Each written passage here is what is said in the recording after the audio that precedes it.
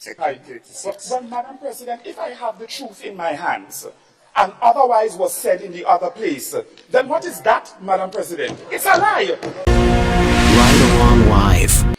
Upon assuming office in 2022, I, Jonathan LaCrette, Minister for Health, Wellness and Religious Affairs, inherited a chronic disease. No government, Madam President, to come will be able to fix health challenges in a hurry. I want the nation to hear us, because I speak on behalf of my staff as well.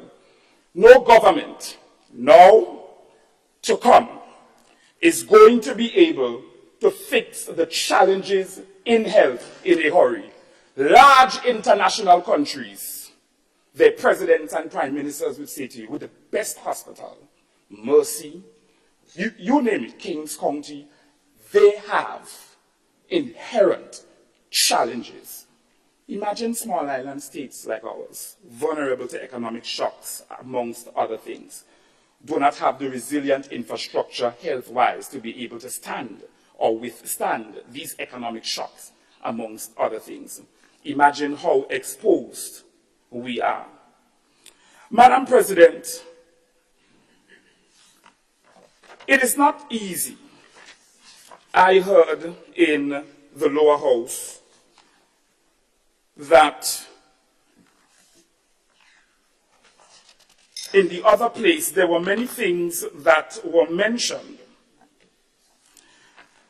by the Member of Parliament for St. Mark. And Madam President, what I see unfolding before my very eyes in the other place is a classic case of political senility. And based on the presentation of the Honorable Member from Sunset City in the other place, what I saw was clinically frightening from her. Clinically frightening. Simply because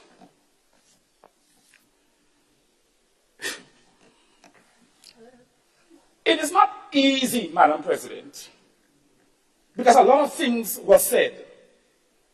Because you run up in the Parliament of Grenada, former Minister for Health, run up in the Parliament of Grenada to tell the nation on many occasions, no medication, the mantra of the opposition, no medication, no this, no that, etc. But what I hear, Madam President, coming from her is the diary of a mad black woman. Because it is not easy to live, Madam President, in the shadow of a man for over 20 plus years. You give him your blood, you give him your sweat, you give him your tears, and not even be considered for political leadership. Let's talk this morning. Madam President. Mr. Senator. Yes, Madam President. Standing orders of the Senate. Rules of debate. Chapter 33 and chapter 36, I draw to your attention. 33 reminds us of time and manner of speaking. And chapter 36 reminds us of contents of speech. Please be guided. Continue. Madam President, can you explain a little bit, please, as it relates to the content that was mentioned? The reference to the mad black woman, I suspect it's the title of a book I have not seen, heard or have quoted to me. And if it is, that's one use. And if it's not, I'm putting chapter 36 on the table. So that's why I leave it for you to decide. No problem, Madam President. Thank you. I would one day answer to please record that I am asking for that statement to be withdrawn, and I will move on. Madam President, I want to begin my presentation with pharmaceuticals. Pharmaceuticals procurement and its process. Madam President, as a Ministry of Health, Wellness and Religious Affairs, we procure the bulk of our medicinal products from the OECS PPS. It is a bulk procurement procedure for the 11 OECS country states for safe and reliable pharmaceutical products in order to have regulatory and consumption safety, Madam President. We cannot be procuring pharmaceuticals from across the entire globe, left, right, and center. Whenever we recognize that we are going short in our stocks, we cannot expeditiously acquire what we requested, sometimes because of the OECS PPS process and the chain management process. So, Madam President, we turn to our local pharmaceutical distributors. Bulk procurement, Madam President, equals bulk financing. If all countries in the OECS PPS who forms part of that conglomerate, if all countries do not pay the allotted sum that they are supposed to so that we can have that bulk procurement happen, PPS cannot procure. In 2021, September, I believe, we recognized that by June 20, in 2022, September, we recognized that by 2021, September, yes, correct. We recognized that by in 2022, we recognized that we were going to need pharmaceuticals by September 2022. So we made a procurement request in February, and we received it in June, 4.5, almost 5 months later, because sometimes the procurement request takes long. Madam President, apart from that, we currently use the OECS PPS formulary. It is no secret that we're now building our own national formulary because we don't have one.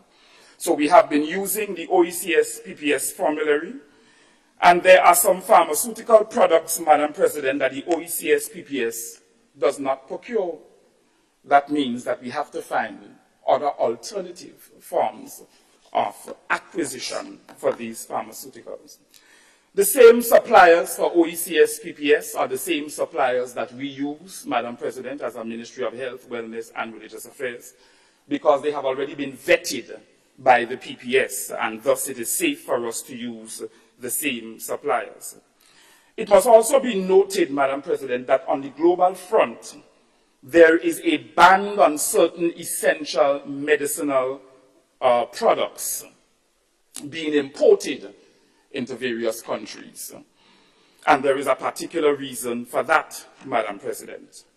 But, Madam President, greater than the procurement of pharmaceuticals, the operating structure must be there for the central medical stores to be able to function effectively.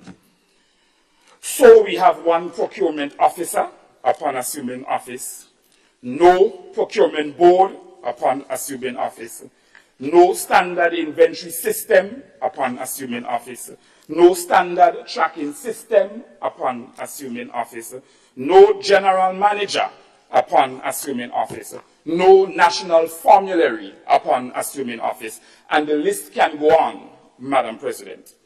So when I hear certain pronouncements, re-pharmaceuticals, I want the nation to understand that there must be an institutional structure that allows for the procurement, the storage, and thereafter the delivery of pharmaceuticals. And I'm going to speak to what we are doing as a ministry to curb some of the things that I just mentioned.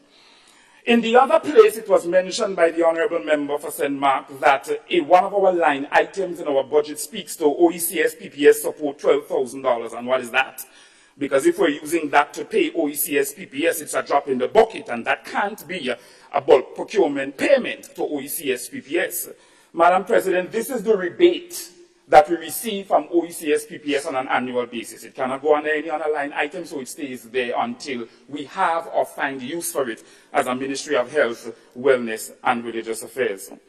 It was mentioned, Madam President, in the other place by the Honourable Member as well for St. Mark, because I want to be able this morning to debunk certain things so that the nation can have a full understanding as to where the Ministry of Health is. I remember when we came into office, Madam President, there were a number of ministers who graced the public with their presence and gave a full update as to the state of the ministries that they are now overseeing, and also the state they found the ministry in.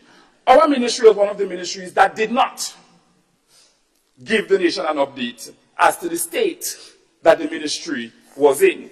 And that was deliberate by my judgment, of course, because I felt, well, you put yourself up for the job, you got the job, and whatever you meet, you just deal with it and you move on, you do your best, and at the end of the day, you move on.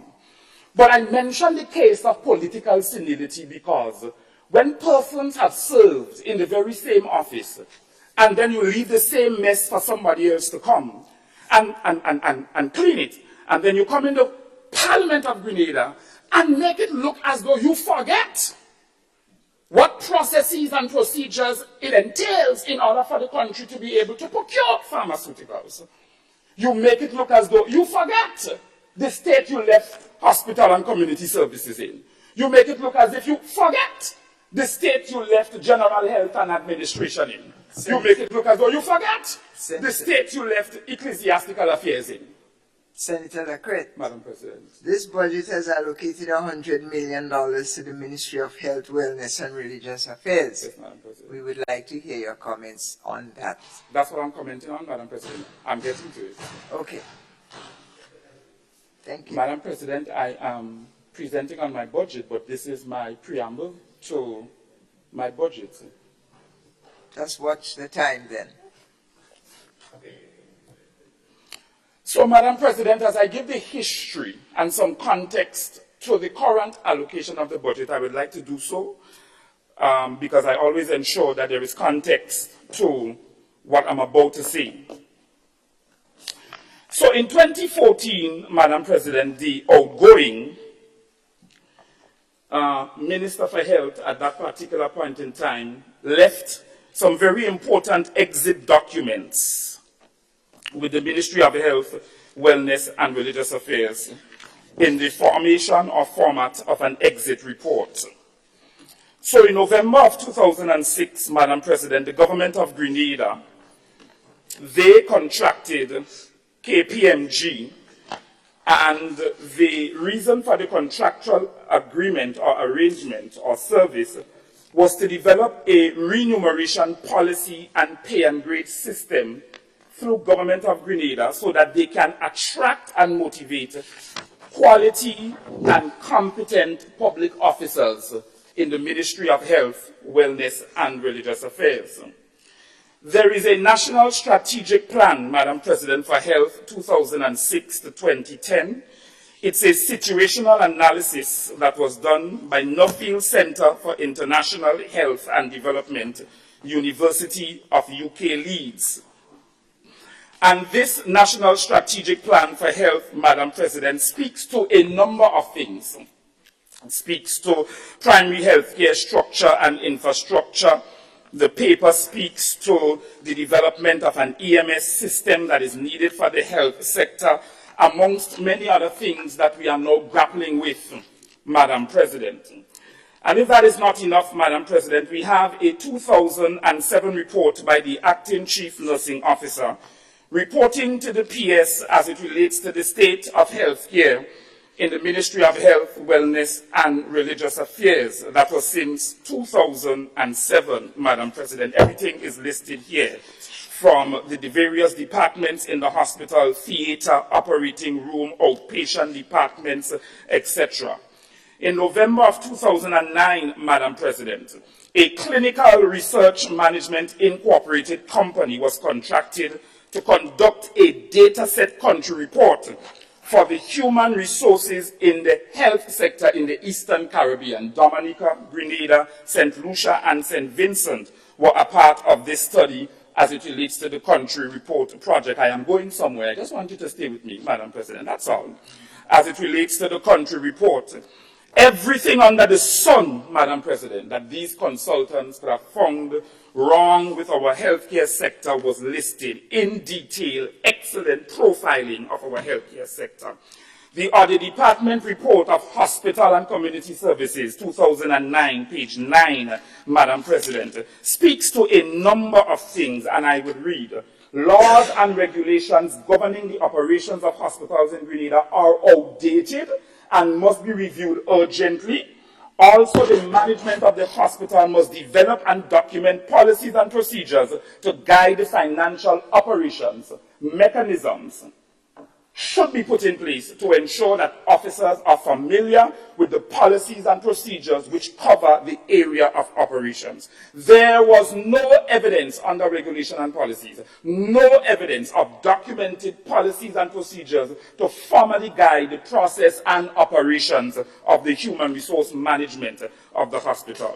Ministry of Health Draft Corporate Plan 2012, Madam President. This plan spoke to the structure for expanded services in the healthcare sector, primary, and it gives a pathway for primary health care, improved working conditions among staff, pay and grade scale, dissatisfaction of workers, etc. So I go back to my previous statement when I said, Madam President, that what we inherited, because I must build a foundation, because what we have is not a foundation. And what we have been doing for the past year as a management and a policy team is digging up what is there, but there's nothing there. There's nothing there. So when I hear certain pronouncements being made in the other place, you can't decimate a sector. Madam President, all of this literature, and if you think that is bad, you can't decimate a sector and then expect somebody to come with the Lazarus factor and raise it from the dead. That can't happen. And if you think that is bad, there was much talk, Madam President, about human resource in the public service. Everybody talking about we don't have enough nurses, we need orderlies, we need more doctors. Where is our medical school, Madam President? Where is our nursing school? I want to ask the country if they know, because I don't know. So maybe somebody can educate me. Where is our nursing school? Because prior to 2015, as far as I know, I was in the teaching service then, our nursing school was in full-blown operation, producing stellar nurses, stellar midwives that many international countries are glad for right now. Where is our nursing school? The nation got up one morning and just knew that no nursing school, no Grenada school of nursing existed no longer. No dialogue with clinicians, no dialogue with nobody. The nursing school, according to a former colleague of mine, it listerized. It listerized. And today, we are in the Parliament of Grenada complaining about no nurses, lack of nursing assistants, no specialist doctors. Madam President, if you think that is bad, VA Cabinet Conclusion number 1025 of July 7, 2014. This policy is now in effect.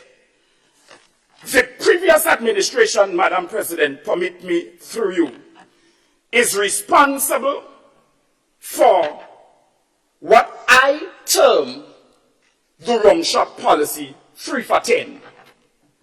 This document, Madam President, speaks to the policy statement says, and in my humble opinion as someone trained in the development of policy, this is a statement of position because it does not have the characteristics of a policy statement. But the policy statement says, government will implement a strict attrition measure across the public service. When persons leave a job for any reason, the filling of this position will not be automatic. On average, every 10 persons leaving the public service, if deemed necessary, no more than 3 will be replaced. And we wonder where our human resource problem came from. Somebody sat somewhere, Madam President, because there is no indication that this was done by a consultancy firm or that there was round table, widespread consultation on this attrition policy. There are two references to the back of the policy, Madam President, sorry. So I clicked the two references and I realized that it was a Harvard Review paper and the other one was a Washington Post paper. And I said, I don't believe, I stand corrected, that this attrition policy was constructed out of mere reading as to what workforce development should look like in future small island developing states. But Madam President, when you look at the attrition policy, it blows your mind simply because somebody sat somewhere and decided that this was going to be the policy that speak to the future of this nation's workforce development. 3 for 10. This could work in certain sectors, not in health. Somebody couldn't say at that particular point in time, I foresee or I envisage that this is going to seriously decimate certain critical service sectors.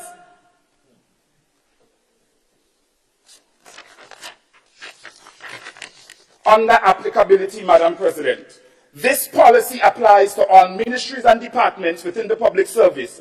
The disciplined forces, police and prison are exempt. Fine. But for me, that could have said police and prison, all healthcare workers. Police and prison, all healthcare workers. So when we run up in the Parliament of Grenada, to make the nation feel that there is a health minister that's sitting over the Ministry of Health as the policy lead that is incompetent, I do not take offense. I am saddened.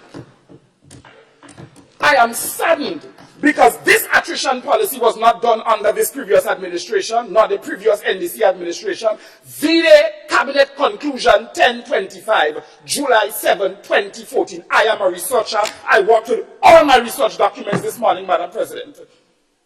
You did it. You have us where we are. Lack of human resources, no Grenada School of Nursing. And then you run up the Ministry of Health chest. Because we are responsible for where we are now as a nation, clinicians in the public service. Come on, let's be real. They like to tell us you made a mistake, just own up to it. You made a serious mistake and put the nation's workforce development and human resource capacity in jeopardy. Up to today, Madam President, we cannot recover from this attrition policy in the public sector. And the wider public service is now suffering. You attritioning, for want of a better word. You're attritioning. But at the same time, we have a bloated public sector of over 8,000 employees. 3 for 10.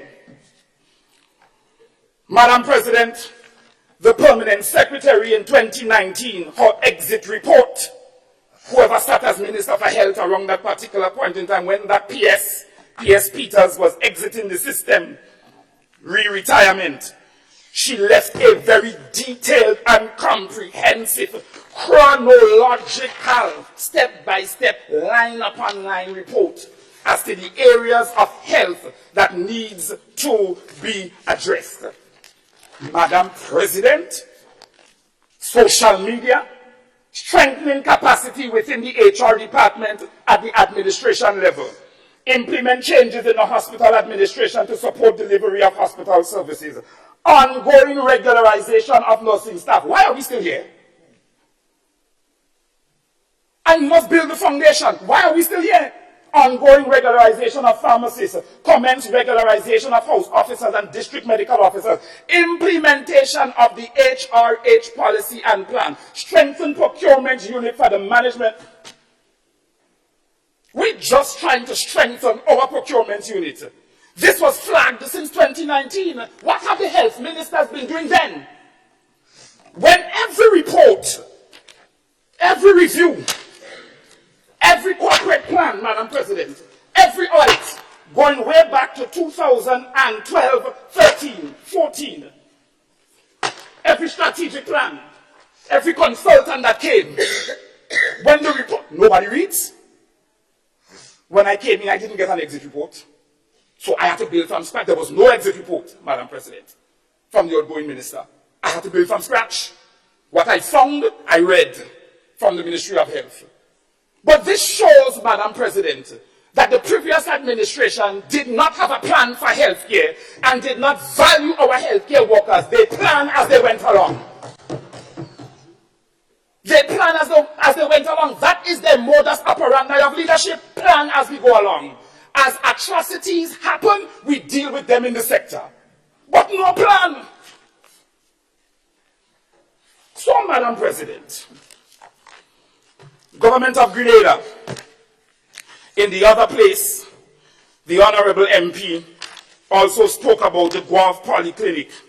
And here the statement now, Madam President. Well, yeah, I don't understand. Thank you. Perhaps.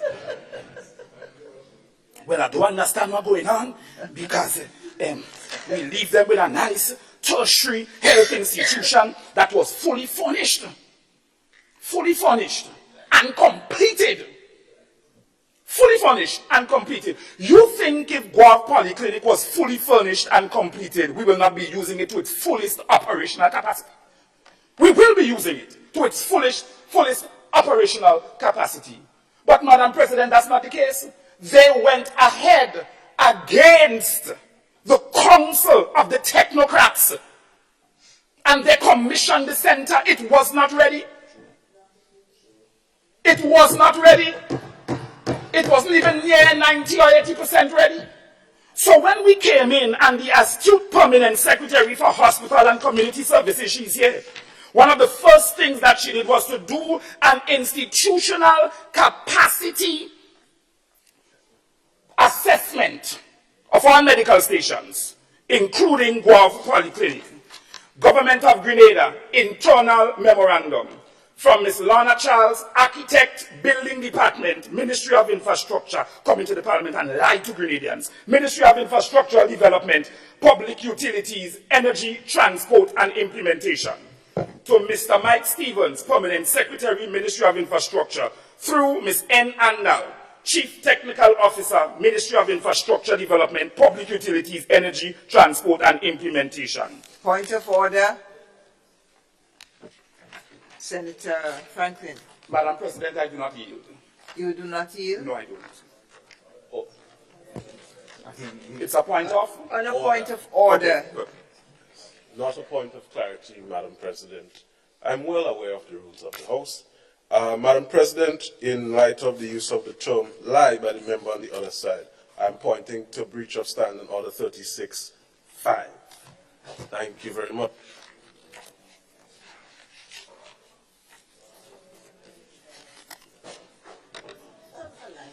Madam President, may I continue?